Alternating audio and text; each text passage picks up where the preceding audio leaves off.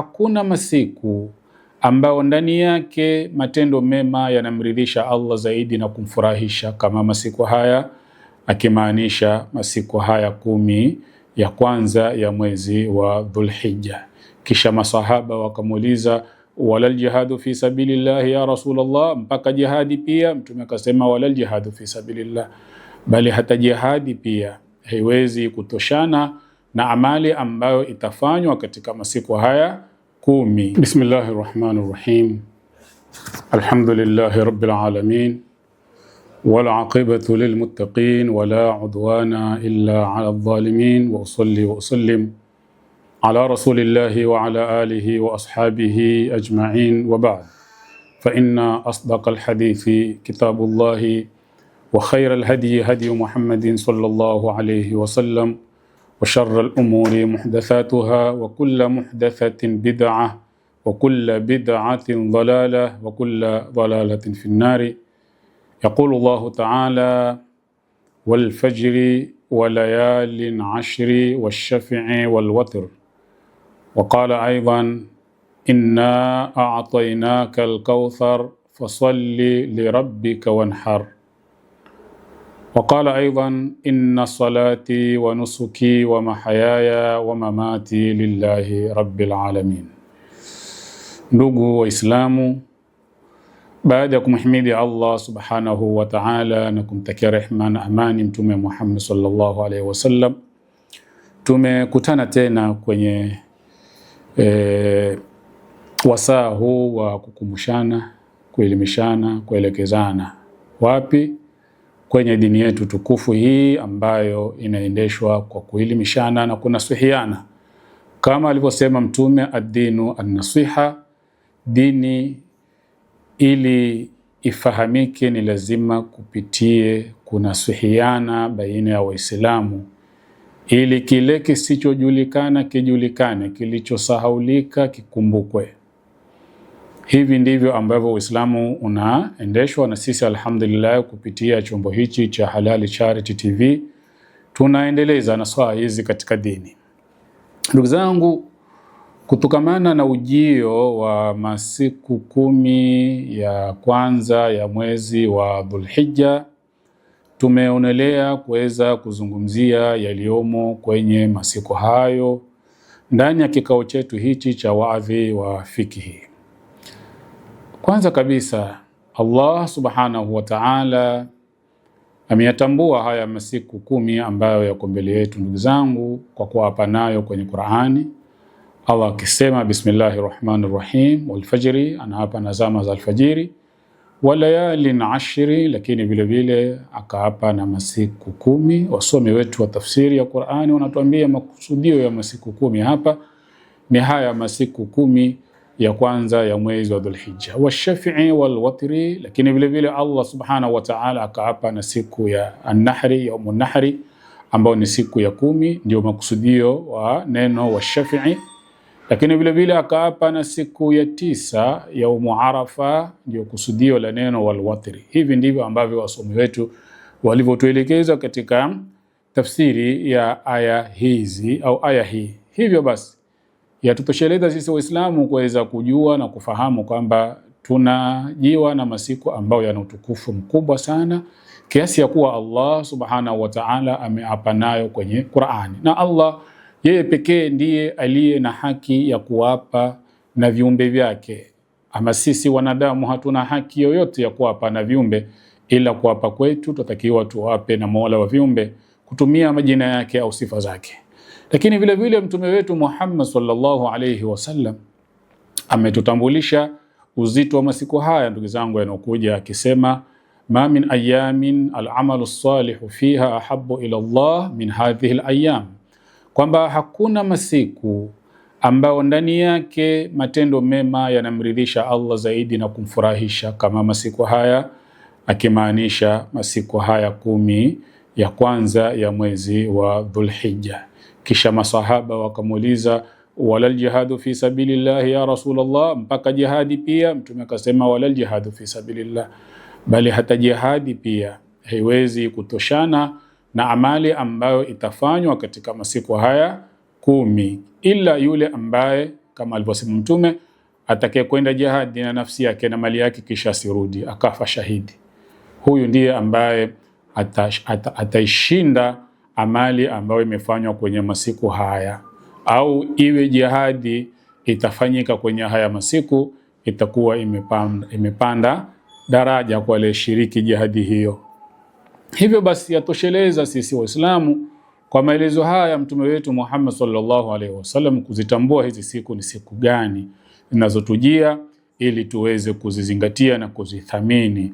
Na kuzizingatia kwetu na kuzithamini kwetu ni kuzifanyia juhudi ya ibada kama Mtume alivyotuelekeza. Amali njema katika masiku haya zinamridhisha Allah subhanahu wa ta'ala. Hakuna chingine ambacho wewe Muislamu unatakiwa kukiweka moyoni hivi sasa na kukitia katika darubini ya mawazo yako kuhusiana na masiku haya yanayokuja 10 ila ibada utakazokuja zifanya katika masiku hayo. Na wasomi wetu wameweza kutufahamisha ubora wa masiku haya. Kwa nini masiku haya 10 yakatambuliwa na Qur'ani, yakatambuliwa na Sunna? Kwa sababu ijtamaat fiha ummahatul ibadati, kwa sababu ndani yake kumekusanyika zile ibada mama, zile ibada kuu. Kuna tauhidi ndani hapo. Na ndio kauli na ndio mazungumzo ya mahujaji wakifika katika ibada ya haji, wakisema labbaik Allahumma lak labbaik la sharika lak innal hamda wan ni'mata lak wal mulk la sharika lak, wakiitikia talbia hii, wakimtakasia Allah pekee ibada na kwamba hana mshirika katika ibada. Hivyo basi ni hilo la tauhidi ambalo linaenziwa na mahujaji katika shughuli zao zote wanazozifanya za ibada ya haji, lakini dhikri zao zote, mazungumzo yao yote ni kumtakasia Allah subhanahu wa ta'ala, ufalme wake na nguvu zake na uabudiwa wake. Hii ni tauhidi ndugu zangu, inashamiri katika masiku haya kwa Waislamu walio katika ibada ya haji, bali hata Waislamu walio nje ibada ya haji, wakijua kwamba Allah subhanahu wa ta'ala pekee ni wa kuabudiwa. Lakini swala ndugu zangu ipo katika masiku haya. Tuna swalatul Eid ambayo inapatikana kwenye yaumun nahri, na swala ambazo tutaziswali kila siku kama kawaida yetu. Lakini pia kuna saumu katika masiku haya, saumu ambayo twaifunga kwa himizo la Mtume wetu Muhammad sallallahu alaihi wasallam, ambayo ni saumu ya Arafa. Lakini vile vile saumu ya kufunga kuanzia tarehe mosi mpaka tarehe 9, kwa kuwa ni amali hiyo kama alivyosema Mtume kwamba hakuna amali ambayo inamridhisha Allah kama amali inaofanywa katika masiku haya. Kwa hivyo saumu huwezi kuitoa katika amali. Kulikuwa na fikra na baadhi ya kauli huko nyuma kwamba haifai Muislamu kufunga kuanzia tarehe mosi mpaka tarehe 9. Ufungaji upo tu kwenye tarehe ile 9 ya Arafa. La, ufungaji upo kuanzia tarehe mosi mpaka tarehe 9. Mtu anaweza kufunga hivyo kwa sababu ni katika amali ambazo Muislamu anajikurubisha nazo kwa Allah subhanahu wa ta'ala. Ambalo halipo tu ni yale yazungumzwayo kuhusiana na fadhail za kila siku unapofunga, kwamba ukifunga siku ya kwanza kuna fadhila fulani utapata, ukifunga siku ya pili kuna fadhila fulani utapata. Hivyo kuna zungumzwa nyaraka, zinatembezwa nyaraka zikielezea fadhila za saumu kwenye hizi siku.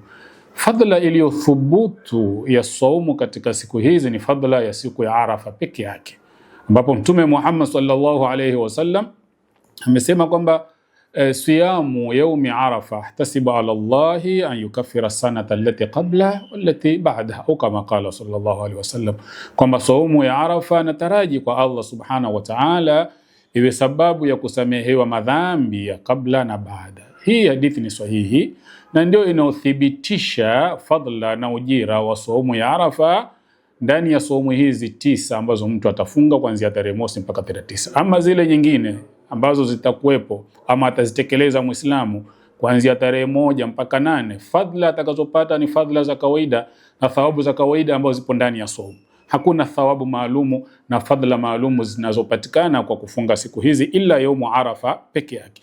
Kwa hiyo tunatakiwa sisi Waislamu tuweze kujiweka kwenye misingi ya ibada, ikiwemo ibada hiyo ya saumu. Lakini pia kuna zaka katika ibada hii, katika hizi siku 10 za Dhulhijja tunachinja sisi, na tukichinja tunatoa sadaqati.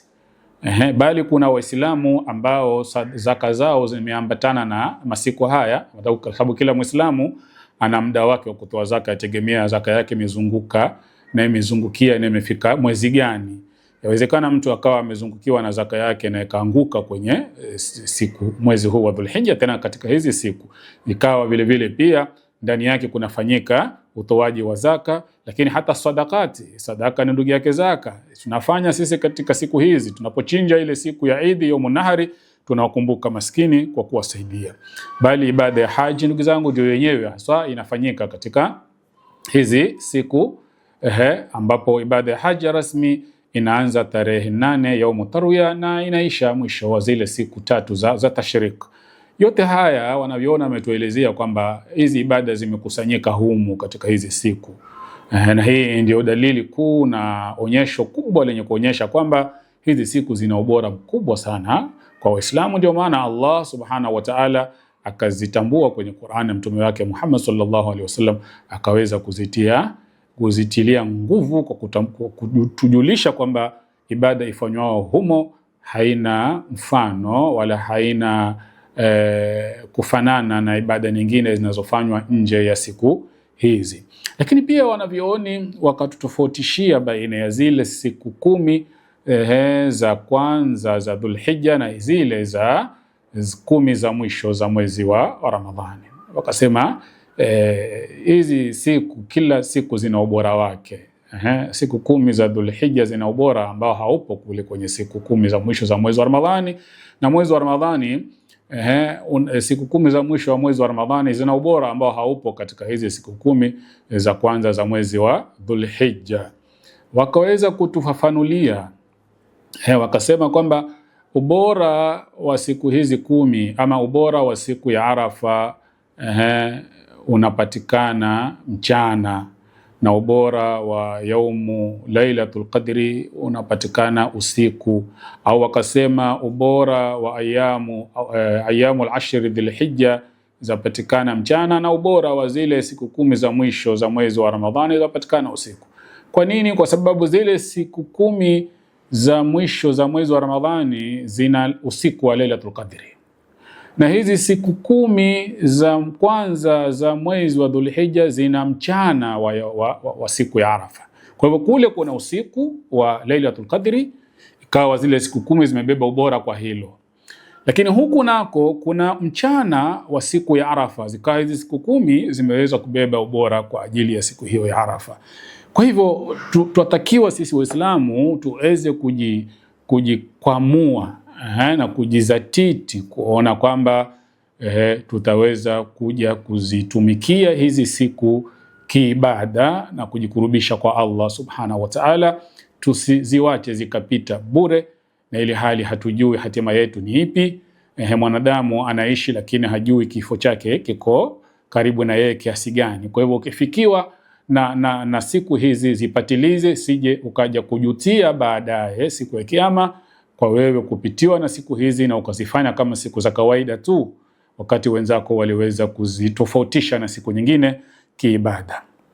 Ndugu zangu, baada ya hayo tumetangulia kuzungumza hapa kwamba katika zile ibada ambazo zafanyika kwenye hizi siku ni ibada ya kuchinja, ambapo ibada ya kuchinja hii imo ndani ya hizi siku za siku 10 za Dhulhijja za kwanza. Hivyo basi nitachukua nafasi hii kwenye waadhi huu na nasaha hizi kuweza kutoa maelekezo juu ya masuala ya al-udhiya, nikianza leo kwa utangulizi, kisha tutakuja kuendelea tena baadaye kuangazia mengine ambayo yanafungamana na masuala haya ya uchinjaji, ili tujiweke tayari tukifikia kwenye masiku haya tuweze kuwa tumebeba elimu ya kutosheleza katika kuikabili ibada hii ya kuchinja.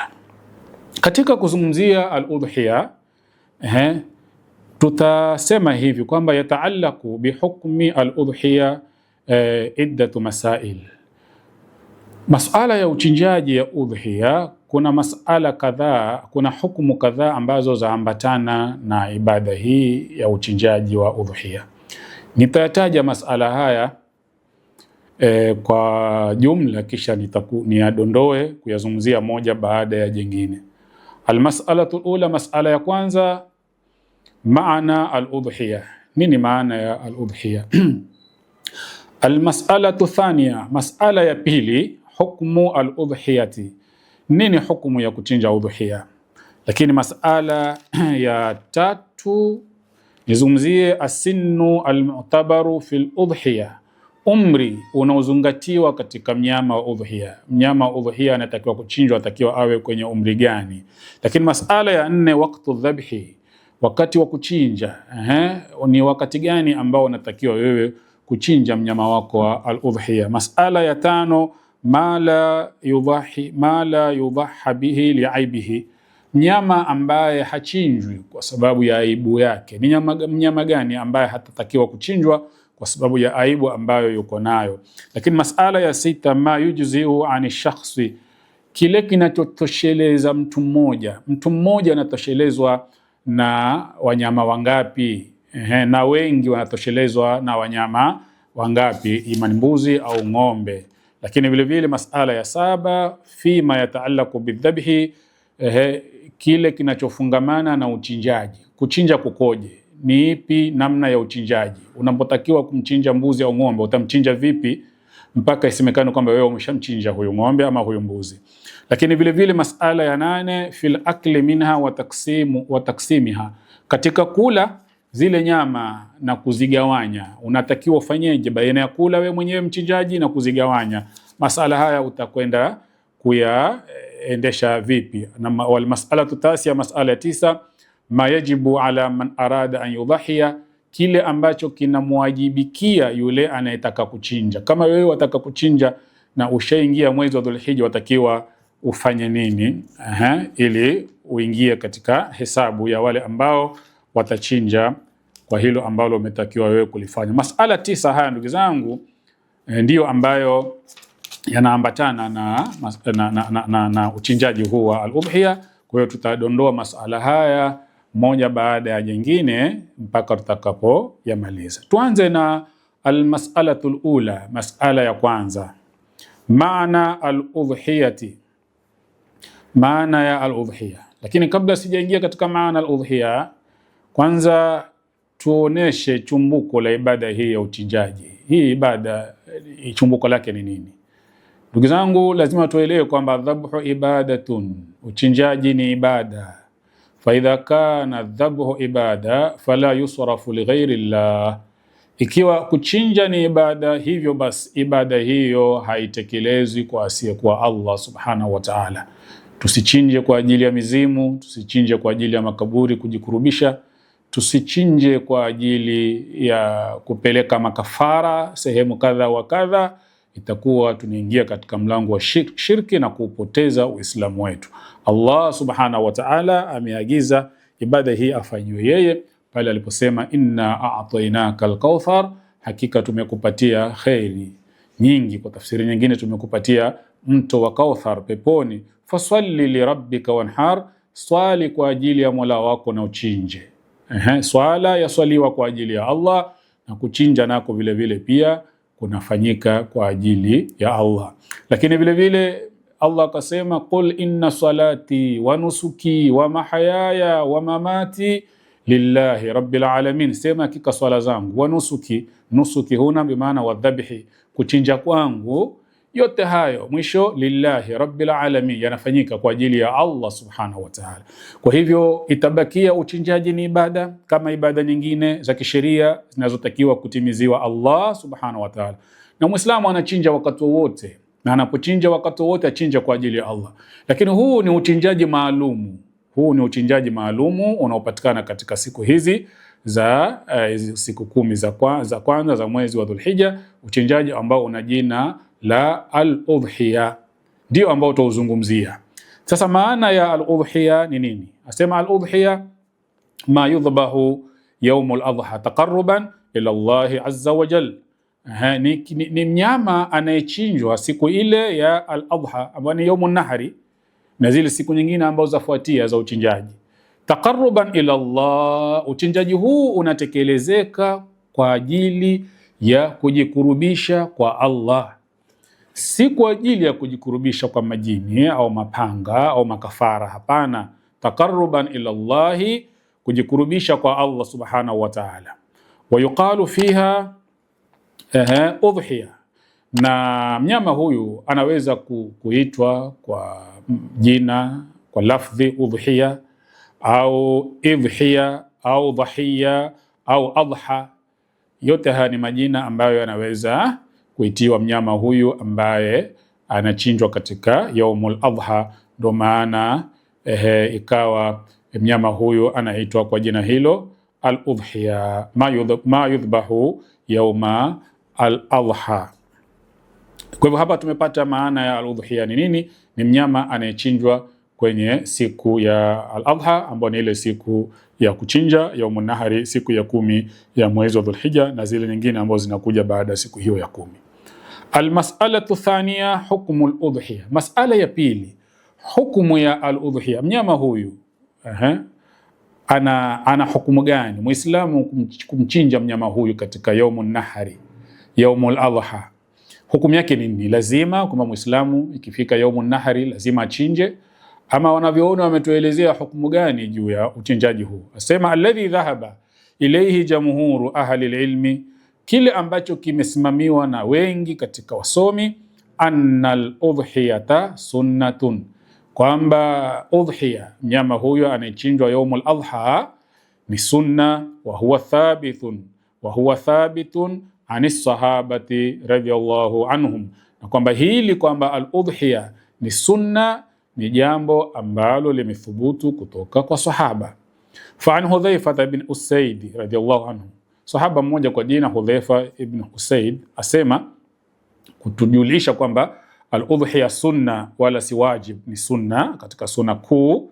Asema laqad ra'aytu Aba Bakrin wa Umara wa ma yudhahiyani karahiyatan an yuktada bihima, kwamba nimemuona Abu Bakar na Umar kwamba imefika siku ya al-adha na hawachinji. Kwa nini hawachinji?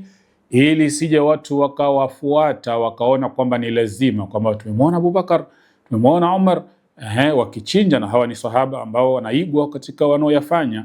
Baada ya mtume dini iko kwao wao, kama mtume alivyosema, alaikum bisunnati wa sunnati al-khulafai ar-rashidin. Kwa hiyo kwa kuchelea sije watu wakawaandama kwamba labda ni lazima, kwa kuwa hawakuwahi kumwona Abu Bakar na Umar kukosa kuchinja, wakawa wakati mwingine wanaacha kuchinja kusudi, ili watu waelewe kwamba al-udhiya ni sunna wala si wajibu. Bali riwaya nyingine ya Abi Mas'ud al-Badri asema laqad hamamtu, asema sahaba huyu laqad hamamtu an ad'a al-udhiyata, niliazimia kuacha kuchinja udhiya, wa inni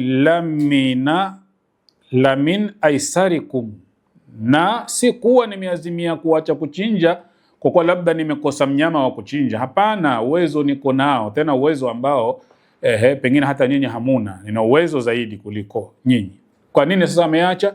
Makhafatan an yahsaba an-nasu annaha hatmun wajibun, kwa kuchelea sije watu wakadhani kwamba uchinjaji huu wa udhiya ni wajibu, ni lazima kiasi kuwa hutakiwi kuacha. Kwa hivyo akawa anasema niliazimia kufanya hivyo ili watu waweze kuelewa kwamba udhiya ni sunna wala si wajib. Na riwaya Abdullah ibn Umar radhiallahu anhu asema al-udhiyatu sunnatun, kuchinja udhiya ni sunna.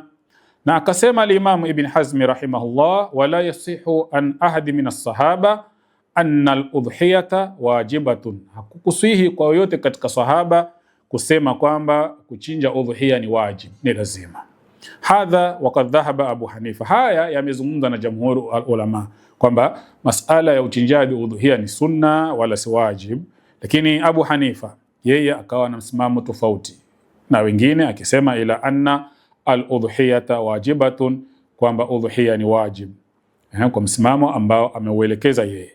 Wamala ila hadha Sheikhul Islam Ibn Taymiyyah, lakini vile al-Imam Sheikhul Islam Ibn Taymiyyah naye pia akaelekea mwelekeo wa Abu Hanifa kuhusiana na uwajibu wa udhiya. Lakini al-Imam Ibn Uthaymeen rahimahullah akatupatia mwelekeo, akasema wajibu wa udhiya utakwenda kwa yule ambaye ana uwezo lakini yule ambaye hana uwezo atakuwa yeye si wajibu kufanya hivyo. Akasema wal qawlu bil wujubi lilqadirin qawiyin likathrati al adillati ala inaati ash-shar'i wa ihtimamihi bihi. Asema kauli ya kusema kwamba udhiya ni wajib itakuwa inamwelekea yule ambaye yeye ana uwezo wa kuchinja, na nafasi ako nayo, kwa sikuacha kwake itakuwa sivyo, kwa sababu ya dalili nyingi ambazo zimekuja zenye kuhimiza kutekelezwa ibada hii ya udhuhiya. Kwa hivyo ni sunna katika kauli ya jamhur, lakini si sunna ambayo ya kudharauliwa, bali sunna ambayo ya kupotezwa na watu kuweza kudumu nayo katika maisha yao. Lakini kwa yule ambaye ana uwezo, basi itakuwa kuacha kusudi ni jambo ambalo halipendezi, bali ni wewe uweze kufanya hivyo ili uweze kufikia daraja za wale ambao wametekeleza ibada hii katika wema waliotangulia. Hii ndiyo hukumu ya al-udhiya. Tuje katika masala ya tatu, asinu al-mu'tabaru fil udhiya. Umri ambao unazingatiwa katika udhiya. Ni umri gani ambao unazingatiwa katika udhiya, katika kutafuta hawa wanyama wa kuwachinja? Unatakiwa utafute mnyama aliye na umri gani? Hadithi ya Jabir radhiallahu anhu qala Rasulullah sallallahu alayhi wasallam, mtume anasema la tadhbahu illa musinna illa an ya'sira alaykum fatadhbahu jad'atan min ad-dha'n. Mtume anasema musichinje isipokuwa musinna, illa pale mtakapokuwa mmeshindwa kupata musinna, basi muchinje jad'a min ad-dha'n. Fahadha alhadithu yadullu ala annahu yushtaratu fil udhiya. Hadithi hii inaonyesha kuwa imesharitishwa katika udhiya an takuna musinna, kwamba huyo mnyama wako unataka kumchinja awe ni musinna. Musinna ni mnyama aina gani? Ikiwa ni ngamia, malahu 5 sanawat, awe na miaka 5. Na ikiwa ni ng'ombe, malahu sanatani, awe na miaka 2. Na ikiwa ni mbuzi, malahu sana, awe na mwaka 1. Mtume akasema iwapo mtakosa hao, basi fatatbahu jad'atan min ad-dha'ni, muchinje jad'u min ad-dha'n. Ambaye ni yupi huyo? Ni mnyama ambaye ana mwaka 1 au ana miezi 6 au ana miezi 8. Mbuzi aliye na mwaka 1 au miezi 6 au miezi 8.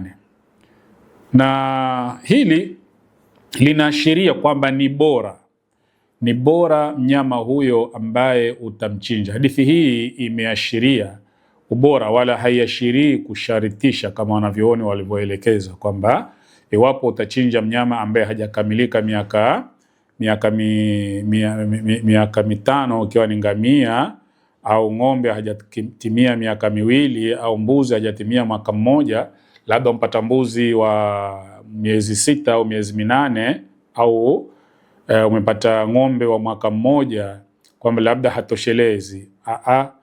Hii hadithi inaonyesha ubora ni utafute ng'ombe au ngamia aliye na miaka 5, ng'ombe aliye na miaka 2, mbuzi aliye na mwaka 1. Hili ndilo ambalo ni bora zaidi kuliko kutafuta kinyume yake. Kwa nini? Kwa sababu kuna hadithi nyingine isemayo, Mtume Muhammad sallallahu alayhi wasallam anasema innal jad'a yufi mimma yufi minhu athani, kwamba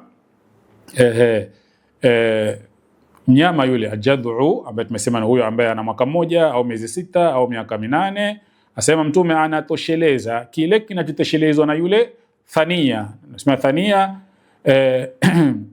ni yule ambaye ana miaka 5 kama ni ngamia, au miaka 2 kama ni ng'ombe, au mwaka 1 kama ni mbuzi. Kwa hivyo hadithi hii ikawa inaonesha fika kwamba Mtume Muhammad sallallahu alaihi wasallam kutuambia kwamba msichinje ila musinna ni mimbabi aulawia, katika ule ubora yatakiwa mtu atafute mnyama ambaye ana umri huo. Lakini ikiwa umekosa mnyama ambaye ana umri huu wa miaka 2, miaka 5 kama ni ngamia, miaka 2 kama ni ng'ombe, mwaka 1 kama ni mbuzi, basi unaweza kuchinja ambaye ana mwaka ana mwaka mmoja au ana miaka miwili, ana miezi 6 au ana miezi 8. Hivi ndivyo ambavyo wanavyoni walivyoelezea. Wakasema wahamalu hadha alhaditha ala istihbabi wal afdal, hadithi ya mtume ile ya kutuhimiza tuchinje musinna imebebwa katika misingi ya ubora. Wa takdiruhu, na makadiro yake ni kwamba yustahabu lakum, kwamba enyi Waislamu mumependekezeshwa alla tadhbahu illa musinna, musichinje isipokuwa musinna. Na musinna ni kama nilivyoeleza, ikiwa ni ngamia awe na miaka 5, ikiwa ni ng'ombe awe na miaka 2, ikiwa ni mbuzi au kondoo awe na mwaka 1. Fa in ajastum fajad'at adh-dha'n, ikiwa umeshindwa basi mchinje ambaye ana mwaka 1 katika ng'ombe, na wale ambao na miezi 6 au miezi 8 kwa katika mbuzi na kondoo. Walaysa fihi tasrihun biman'i jad'at adh-dha'n, na hadithi hii haina ule uwazi kwamba Muislamu amekatazwa kuchinja ng'ombe wa mwaka 1 au mbuzi wa miezi 6 au miezi 8. Annaha la tujzi'u bihali, kwamba labda hatoshelezi mbuzi huyo. Waqad ajma'at al-umma annahu laysa ala dhahirihi, na umma wasomi wamekubaliana kwamba hadithi hii haipo katika udhahiri wake. Udhahiri upi? Mtume akisema kwamba la tadhbahu illa musinna, kwamba msichinje isipokuwa musinna, ngamia aliye na miaka 5, mbuzi ng'ombe aliye na miaka 2, mbuzi aliye na mwaka 1 au kondoo, illa an ya'sira alaykum, isipokuwa mtakapokuwa mmekuwa ni uzito, fatadhbahu jad'a min adh-dha'n. Udhahiri wake ni kwamba Mtume Muhammad sallallahu alaihi wasallam analazimisha kwamba tutafute ng'ombe na ngamia na mbuzi walio na umri huu ambao ameutaja kusudiwa katika hadithi hii, na kwamba haitoshelezi kinyume yake. Lakini uhakika ni kwamba Mtume ametaja haya mimbabi al-afdhalia, katika upande wa ubora. Utafute yule ambaye Mtume amemtajia umri wake hapa. Kinyume chake, ikiwa umekosa, unaweza kutafuta ambaye ana umri tofauti na ule ambao ameuhimiza katika hadithi yake. Naam, tutakomea hapa kwa leo katika masala haya ambayo nimezungumza, matatu kati ya masala 9, na alhamdulillah tutakuwa na vikao vitatu kuzungumzia al-udhiya, na hichi kikao cha kwanza. Kikao kingine kitakuja baadaye tuweze kujua masala mengine yaliyobakia yakoje kuhusiana na masala ya uchinjaji. Wa sallallahu ala Muhammadin wa ala alihi wa sahbihi wa sallam, walhamdulillahi rabbil alamin.